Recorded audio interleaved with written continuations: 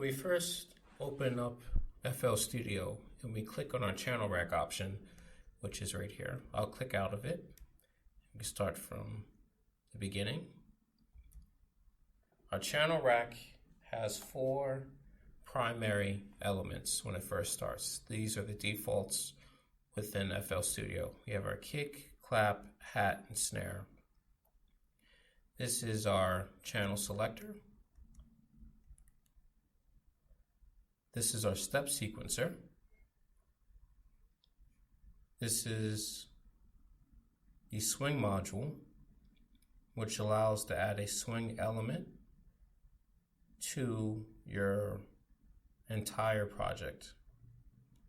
This is the graph editor, where you can see the real-time manipulation of different options for your note. This is the interactive step sequencer. And this X closes out our channel rack so we can focus on the other elements within our track. This plays the pattern within our channel rack. Pattern here is indicating this grouping of notes is one pattern, but that will be going on to another module and to our playlist functions. But back to our channel rack, we have the option to look at our sorted and unsorted features. Our unsorted features are right here, where we're not actually creating a group to house our different instrumentations. We can resize the channel with the sizer here. And here, this is our target mixing track. And the defaults are 1, 2, 3, and 4. This is our volume indicator for each track if you want to raise the element or lower it, the audio. This is our panning feature, which shifts the audio from left to right. This is our mute feature, which turns on or turns off all audio on this particular channel. Now, in order to change out some of our elements, if you want to change our kick, for example, let's listen to the default kick. And just going to be using the step sequencer notation.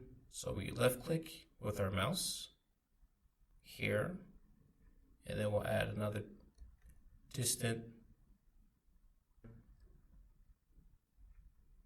and so on. And we can do it easy beat. Let's just play it.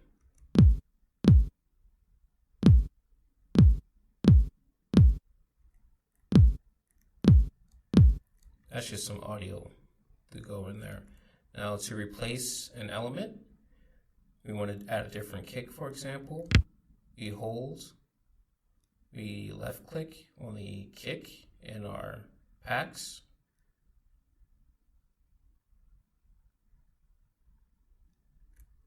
And then we drop it off there. Now, that is a feature that is unable to be done over. So once you move a channel or change the channel element, it is normally irreversible. So you have to be careful which features that you put into your channel rack. Now when we play our element,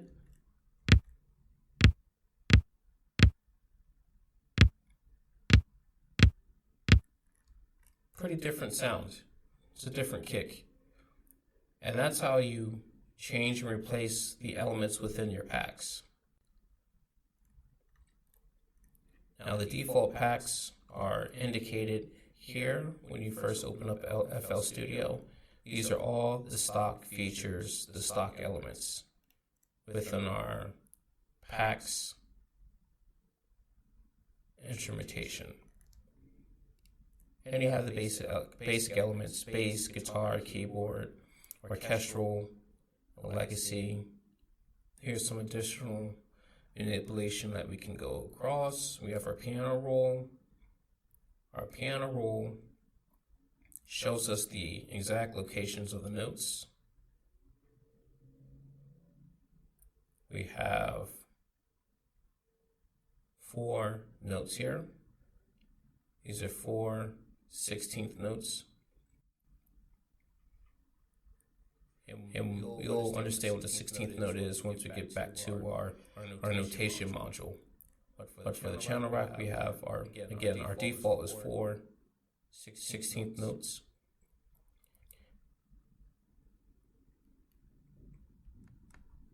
And we right click to get these options. In the graph editor, we can change some of the elements or some of the properties of this particular track. Now let's listen.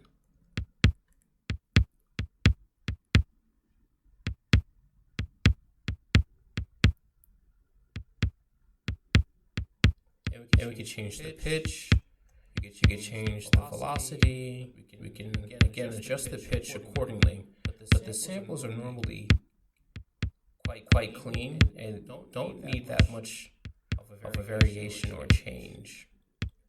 Now we can change from left to right.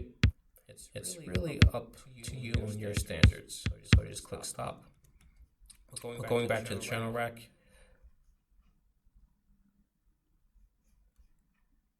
Clicking out.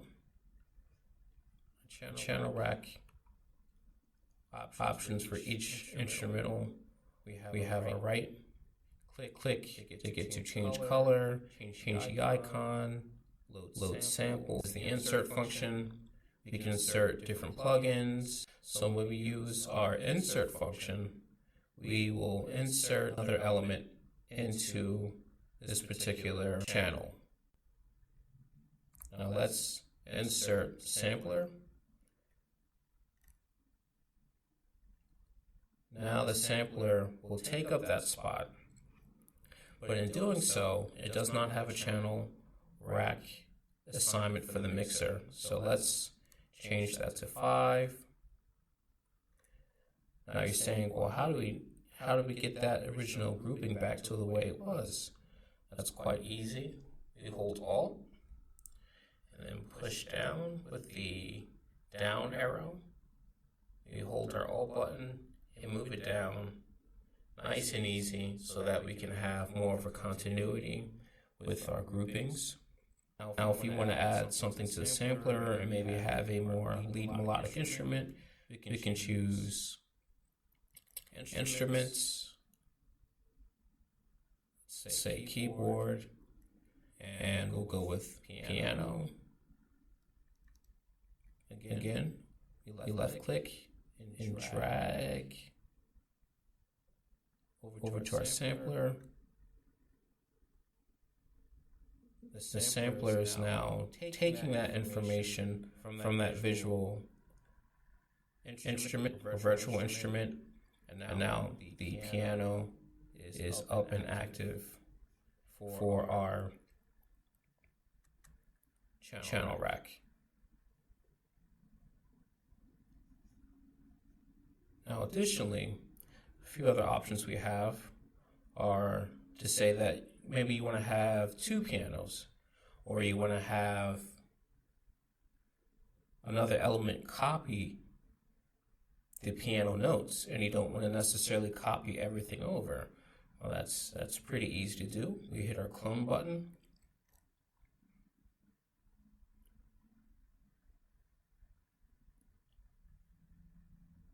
And then you have 2 pianos. Okay. Now, you want to right click again. Maybe there's another option that we want to do. Maybe you didn't like the sound of that piano. And we just select delete. So the instrument track, if we had, say, a Midi keyboard or a touchpad or another sequencer, you can take input directly from that instrument, and then it would show up in the channel indicated as such. The cut option cuts data from this channel. Copy function copies data. Paste option takes data and pastes it into a new channel. Fill each 2 steps. That will allow the steps within your song to be filled automatically on this channel.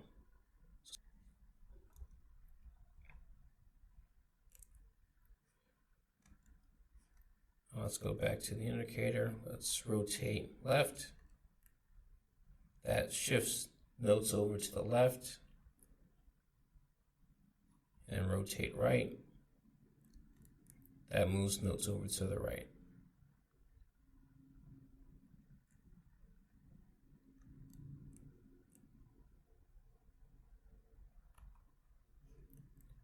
Then if we had a keyboard or other utility, MIDI keyboard, it would receive notes from that particular channel. So now that we have activated FL Studio,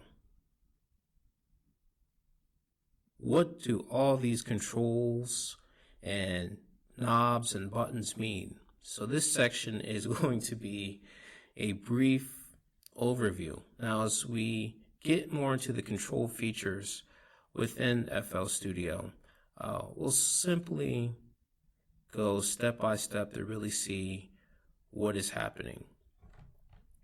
And again, we'll go over the larger perspective in terms of what we actually need to see and what we actually need to use for track production. But now we just want to get acclimated with the DAW.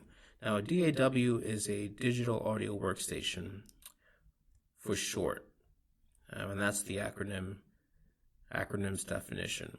So let's just start with the basic functions, and then we'll build it up as we go along. Now, as you can see down here under the splash screen, we have Producer Edition, build 887 64-bit. That's just so that you know which edition that you may be using. First things first, we have our BPM. Our BPM determines the tempo of the track. Most trap music begins at 140 BPM.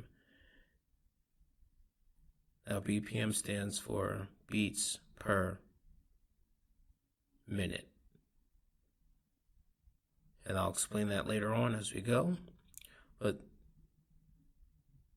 these particular options are very important. Our master volume, that helps us control the volume of the overall sound of the project.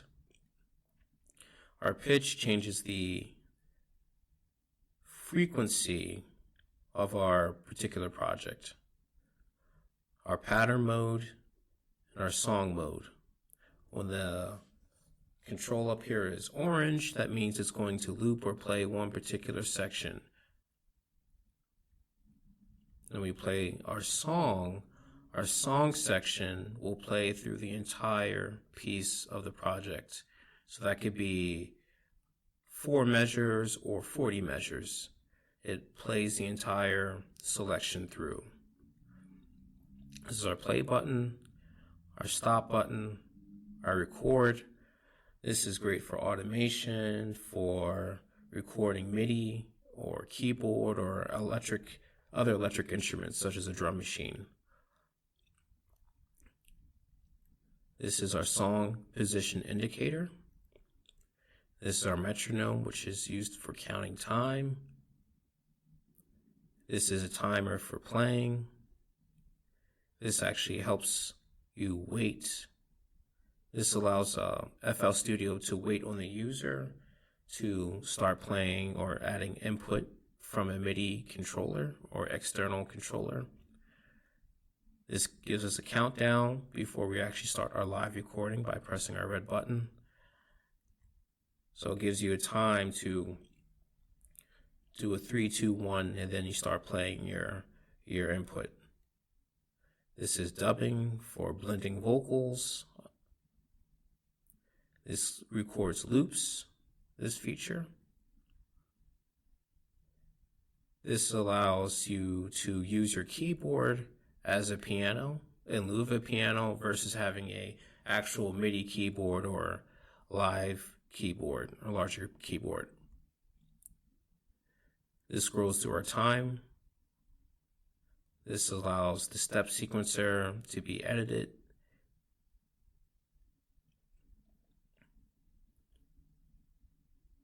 This enables our note or clipping, our clip groups. So when we create our clips, it allows it to be clipped or grouped a little bit more efficiently. This is a multi-link to various controllers. This is very important if you have, say, a drum machine or other equipment that you want to use for modulation or change some of the frequencies or other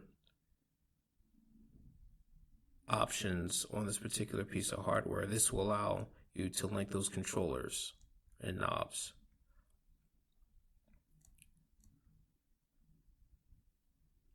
This is again tied to our step editing option. This is the indicator of time. For our the first option determines the time that is passed, or I'm sorry, this option determines the number of minutes and seconds that have elapsed. This determines the number of beats that have played. Now, our patterns are where we will create our unique sounds. In this case, we'll be adding our patterns of drums, 808s, melodies, synthesized strings. We won't call it pattern 1 necessarily. You can call it whatever you want, but for naming conventions, it's just simply easier to have a designation of an identifying instrument versus pattern 1, pattern 2, etc. Because it would be hard to identify and keep track of what instruments are aligned properly. Next, we have our playlist. You maximize it. On our playlist is where we will group all of our data, all of our patterns, all of our automation clips, all of our filtering, all goes through the playlist. This is the playlist mode. These vertical rectangles are our grid. And within the playlist, we have our measures of time. So this will be 1 measure, 2 measure, 3 measure, 4 measure, etc. It goes on into essentially as long as you want to make it infinite. This is our channel or channels. This is our channel or our various tracks. Next, we have our piano roll, where we actually input notes. Example, I'm just putting in a note right here. D sharp, A sharp.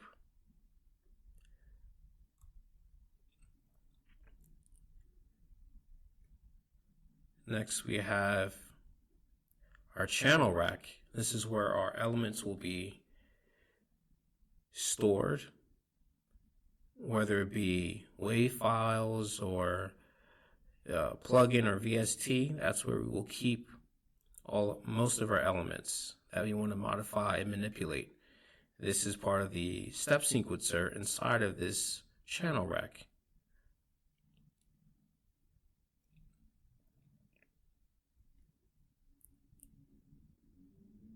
Next is our mixer.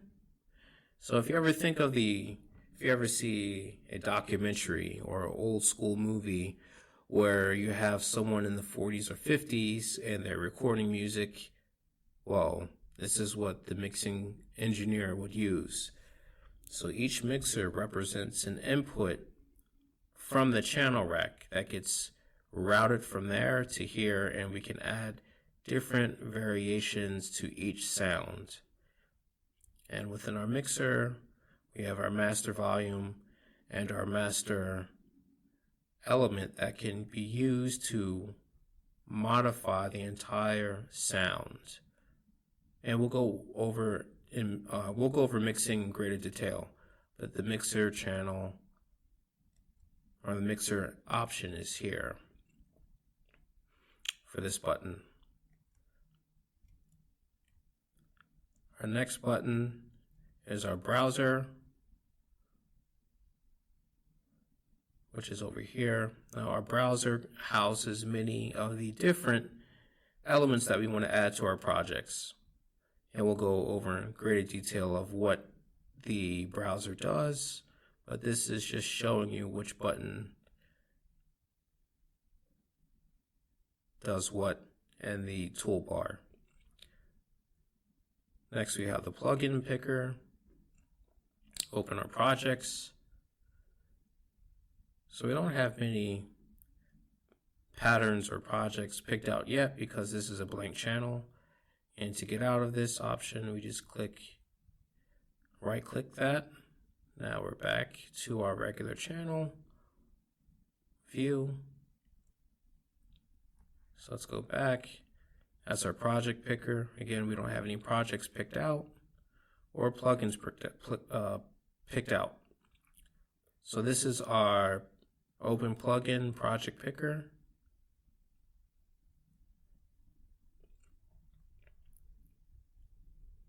We have nothing really open because it's a new instance that we've created.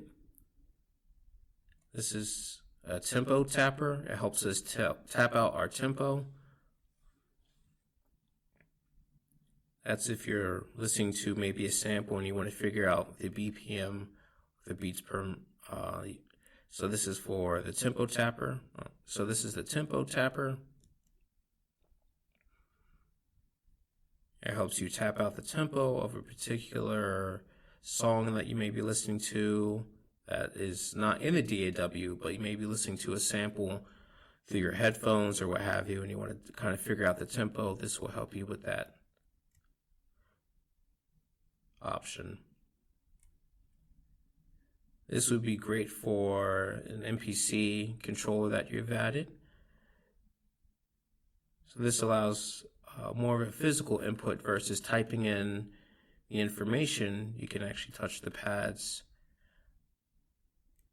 and it correlates to a particular note within the key signature.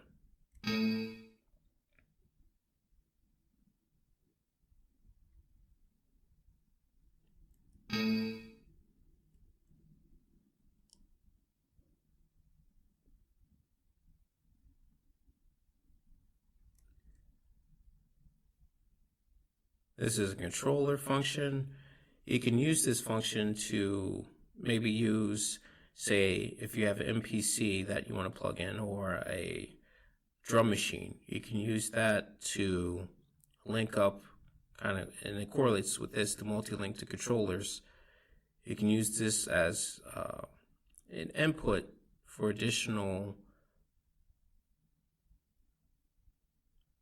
and you can use this as, so the touch controller allows you to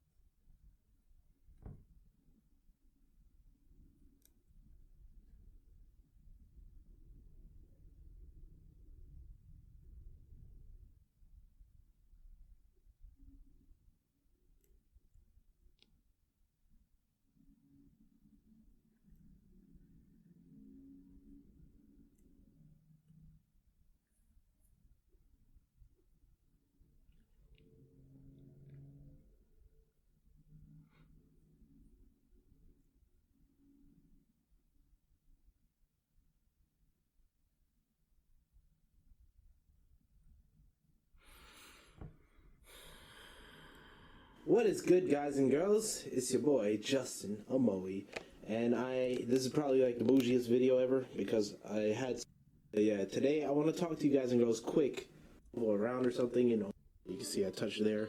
But let's say, hey, these keys are pretty damn small. Like if I'm trying to play, and you'll see a option called Touch Keyboard, which is the key Alt F7. All right. So yeah, here you can see we have the drum pad setting on for the touch software here. So if you have like the FPC on, you want to use this to perform.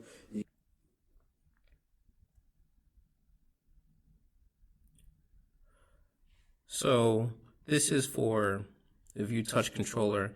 That's if you have an MPC or other MIDI instrument. You can load it up and use it as, well, you can't see my hand, but you would be able to use it as a touch screen. This is our undo history, very important. This indicates the amount of CPU and memory usage that's being used. There's nothing really being used at this point, so there is no cause for alarm. This is our audio editor, which is Edison, quite common with FL Studio. This is the activation of one-click audio recording, the help feature, save as, our project file,